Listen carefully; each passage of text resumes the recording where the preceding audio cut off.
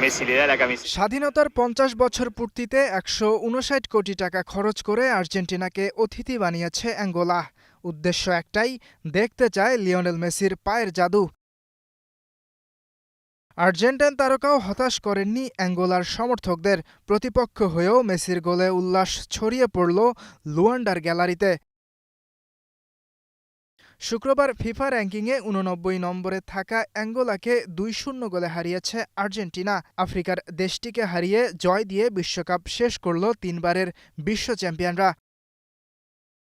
শক্তিমত্তায় অনেক এগিয়ে থাকলেও গোল পেতে বেশ সময় পোহাতে হয়েছে বিশ্ব চ্যাম্পিয়নদের। ৪৪ মিনিটে ডেডলক ভাঙেন লাউতারো মার্তিনেজ। ১-০ গোলে এগিয়ে থেকে বিরতিতে যায় আর্জেন্টিনা। ৮১ মিনিটে আসে সেই মাহেন্দ্রক্ষণ। মাঝ মাঠ থেকে বল নিয়ে পায়ের কেরামতিতে বক্সে ঢুকে পড়েন লিওনেল মেসি। তবে সেখান থেকে এক ডিফেন্ডার বল ক্লিয়ার করেন, কিন্তু লাউতারো মার্তিনেজের পা ঘুরে বল আবারও আসে ইন্টার মায়ামি তারকার কাছে।